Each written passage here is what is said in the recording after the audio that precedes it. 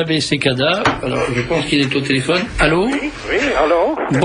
Bonsoir monsieur l'abbé, je dis bonsoir parce qu'à Paris nous sommes, il est 18h48 et chez vous il doit être quelque chose comme midi 48, non? Oui, exactement, bonsoir la France. Bonjour monsieur l'abbé, vous êtes aux États-Unis et voilà, j'explique pourquoi je vous ai appelé. Je vous ai appelé parce que j'ai découvert sur votre site internet, on n'en sort pas, qui s'appelle www.traditionalmass.org, un exposé particulièrement clair d'une chose d'une gravité immense, me semble-t-il. C'est une étude que vous avez faite sur la validité de la consécration des évêques conciliaires depuis le 18 juin 68. Et c'est une étude que vous intitulez Absolutely Null and Utterly Void, c'est-à-dire absolument nulle et entièrement vaine. Ce faisant, d'ailleurs, vous reprenez la conclusion anticipée de la bulle apostolique et curier de 1896, de Léon XIII, qui avait sanctionné définitivement l'invalidité des sacres anglicans. Alors on va expliquer pourquoi. Mais la première question que je veux vous poser, c'est celle de votre intention en publiant cette étude.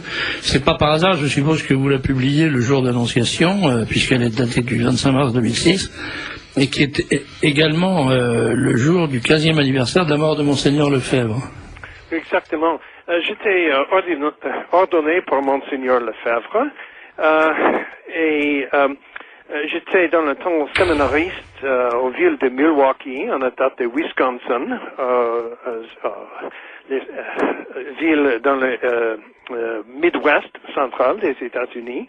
Et j'étais petit séminariste là, et après je suis entré l'ordre cistercien, et j'étais envoyé en Suisse, à l'abbaye de Fribourg, au nord de Suisse, et j'ai lu beaucoup de la question de la messe tridentin, et à ce moment-là, il y avait un grand débat dans la presse, c'était dans les années 75, sur le cas de Monseigneur Lefebvre. Et moi-même, j'étais, disons, attiré par les positions de Monseigneur Lefebvre, et je suis entré le séminaire des Cônes cette année, et je suis allé parler une fois avec Monseigneur sur la question de mes anciennes amis dans le séminaire moderniste, s'il veut travailler avec la fraternité Saint-Pédis. Il m'a expliqué sa position sur la question des ordres conférés dans le nouvel rite. Alors, quelle était cette position à l'époque de Monseigneur Lefebvre? Oui, Monseigneur Lefebvre m'a dit que on a supprimé quelque chose pour la prêtrise, et donc c'est douteuse. Et il m'a expliqué pour les consécrations épiscopales, c'est tout à fait invalide parce qu'on a changé la forme sacramentale. Et moi, j'étais choqué. J'en ai entendu une telle chose. Est-ce que la position de M. Lefebvre sur la question de la validité de ces consécrations a évolué par la suite, et dans quel sens? Excusez-moi. Est-ce que sa position s'est modifiée par la suite, ou est-ce qu'il est toujours resté? Après quelques années, il a modifié, je crois, sa position. Dans les années 80, je crois qu'il est entré dans les négociations avec le Vatican, et il a changé sa position un peu, en disant que apparemment ça vient des rites orientaux, et donc ils sont valides. C'est ça. L'argument d'ailleurs des défenseurs de la validité, c'est de dire que le rituel conciliaire a repris des éléments de rituels beaucoup plus anciens qui étaient les rituels orientaux, et que ça confère donc à cette consécration la même validité. Ça, c'est la position actuelle des conciliaires. Hein. Oui. Mais c'est tout à fait faux, parce que j'ai fait une comparaison entre la nouvelle forme de la consécration épiscopale et les rites orientaux, Et il y a quelque chose en commun, mais ils ne sont pas la même chose. Alors ça, on va y venir tout à l'heure. Un peu plus tard, ce que je voudrais préciser d'abord, c'est que selon la bonne vieille formule d'où parlez-vous, qui est une formule trotskiste, si je ne m'abuse, mon cher Patrick Goffman. Intégralement marxiste. Intégralement marxiste. D'où parlez-vous? Alors, je voudrais dire que vous parlez en tant qu'enseignant de théologie et de liturgie catholique au séminaire de la Très Sainte Trinité de Brooksville en Floride, que vous êtes prêtre, théologien et liturgiste. Et que par conséquent, vous êtes fondé à avoir un regard et une opinion, pardonnez-moi l'expression, professionnelle sur ces questions. Ah oui. Donc, je voudrais vous demander de rappeler pour les auditeurs brièvement ce qui fait un sacrement. Qu'est-ce qu'un sacrement? Il faut avoir pour un sacrement la matière et la forme. Et la forme, c'est-à-dire la formule essentielle. Et pour le sacrement de l'ordre, Pie XII a expliqué qu'il faut avoir deux choses dans la forme sacramentelle, c'est-à-dire la grâce du Saint-Esprit et le potestas ordinis, c'est-à-dire les pouvoirs d'ordre conféré. Et ces deux choses sont requises. Et si on enlève le potestas ordinis, on change la forme dans la substance de la forme. Et la forme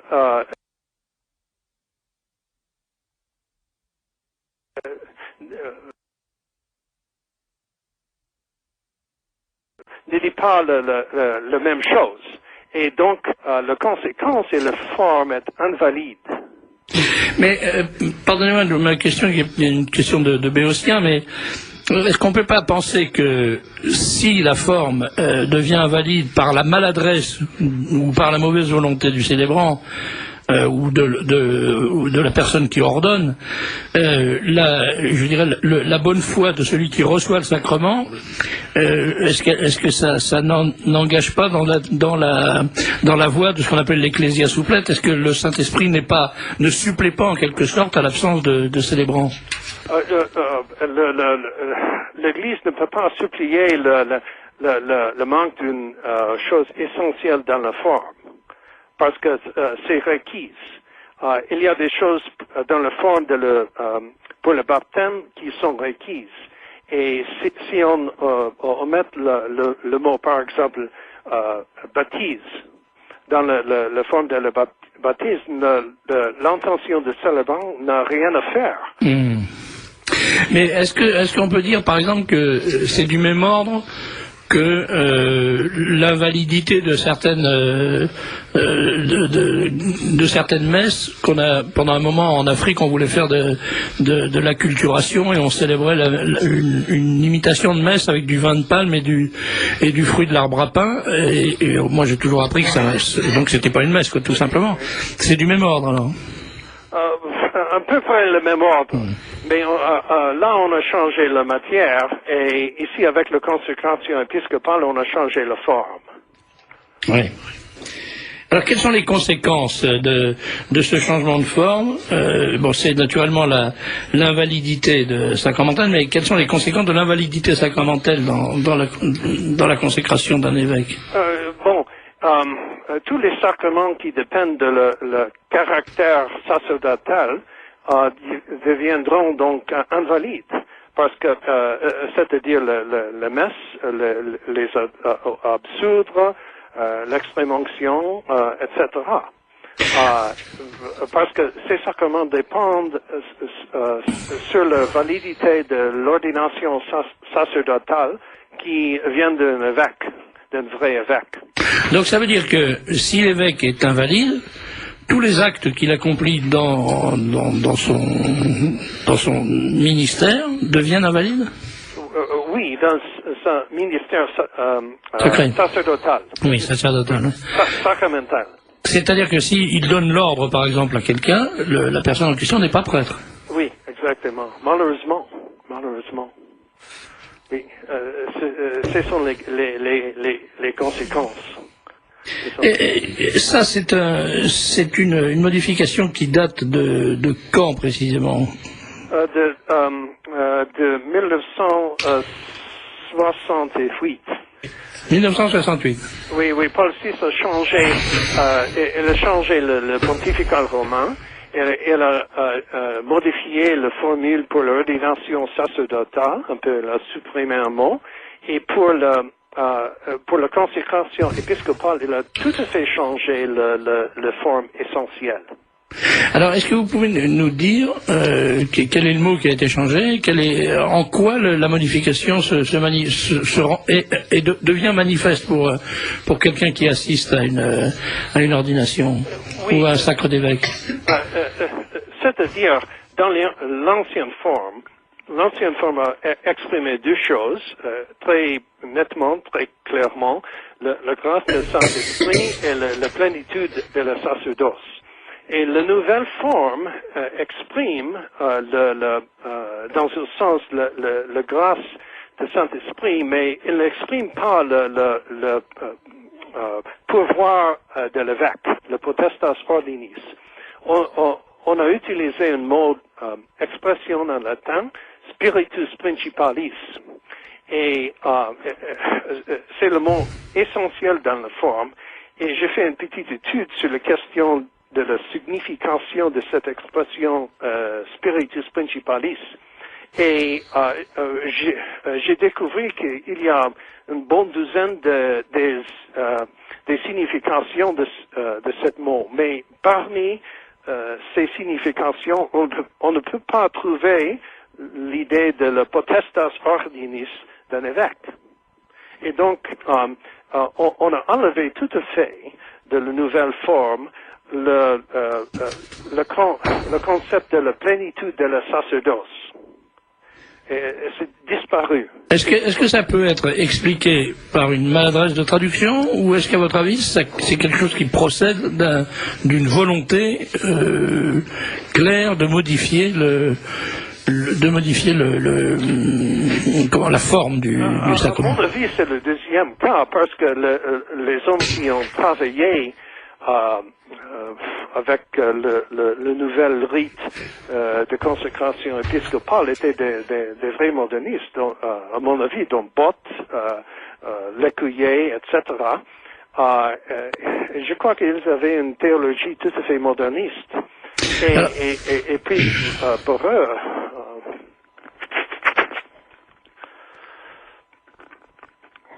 Nous ne vous entendons plus là. Oui. Donc... Parce que je crois que c'est fait exprès. Vous parlez de l'abbé Bott, mais l'abbé Bott, justement, est celui qui a argumenté sur la base du précédent des liturgies orientales, coptes, syriennes, occidentales, etc., et qui dit, mais le nouveau rituel, en fait, n'est pas un nouveau rituel, c'est un emprunt qui fait un rituel beaucoup plus ancien et qui est le rituel oriental. Et vous nous dites, non, ça n'est pas vrai. Et alors cette position, je dois dire, la position de Bott a été défendue récemment dans un article publié par le Sel de la Terre, oui. Par, je crois, le frère Marie-Pierre, oui.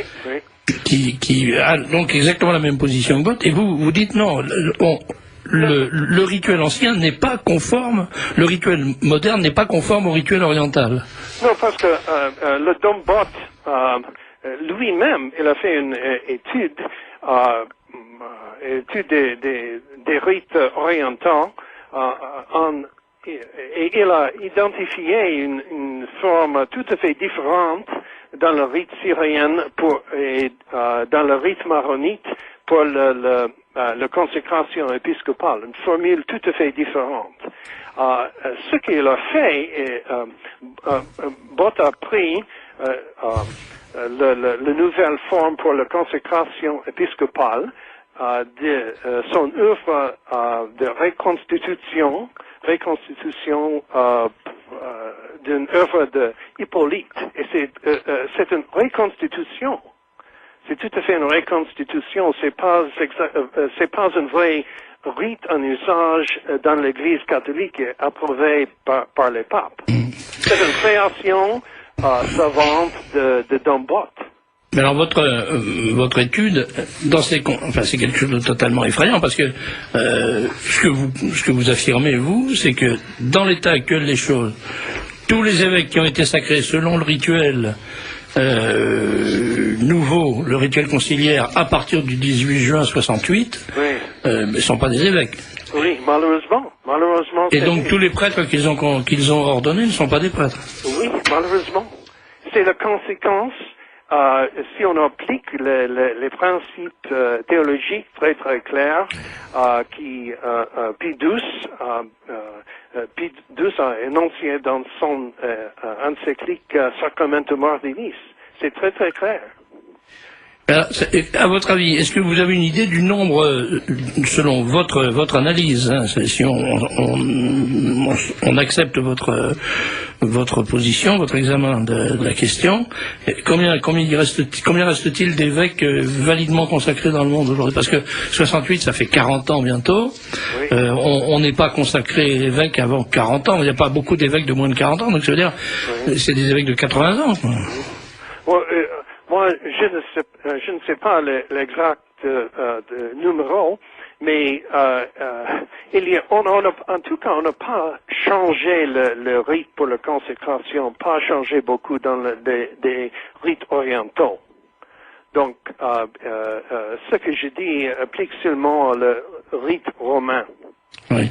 Et ça veut dire également que les évêques de la fraternité Saint-Pédis, alors Monseigneur Felet, Monseigneur Williamson, Monseigneur de Galaretta et Monseigneur Tissier de Malaret, eux sont validement consacrés. Oui, il n'y a pas de question. Ouais. Et donc les prêtres qu'ils ont ordonnés sont validement ordonnés. Oui. Il fait des ordinations vraiment valides, etc. C'est Monseigneur Lefebvre qui a vraiment sauvé le sacerdoce dans ce sens-là. Oui, alors là, c'est effectivement, encore une fois, si on retient votre position, c'est providentiel, c'est plus que providentiel l'intervention de Monseigneur Lefebvre. Oui. Mais ce qui est étonnant quand même, c'est que votre position ne semble pas convaincre les prêtres et les évêques de la fraternité. Vous avez une raison, vous avez une explication à leur réserve? Non, c'est bien possible qu'il n'y a pas beaucoup de prêtres de la fraternité qui ont vu mon petite étude. C'est une nouvelle publiée. Pourtant, elle est publiée, cette étude, donc chez vous, en anglais. Donc, j'ai donné l'adresse internet, c'est traditionalmass.org. Elle est publiée également en français. Il y a une traduction qui a été faite, qui est excellente, je le signale d'ailleurs, sur comment s'appelle ce site, Monsieur l'abbé Rore Sanctifica. Voilà, Rore Sanctifica. C'est comme, non? Oui. .com, oui. roresanctifica.com, où il y a le texte en français, oui. Et j'invite les auditeurs que ce sujet intéresse, et comment n'intéresserait-il pas à se reporter à ce site, roresanctifica.com, où ils auront une excellente traduction de votre travail, de façon tout à fait très facilement accessible. Et une question encore, Monsieur l'abbé Sekada, oui.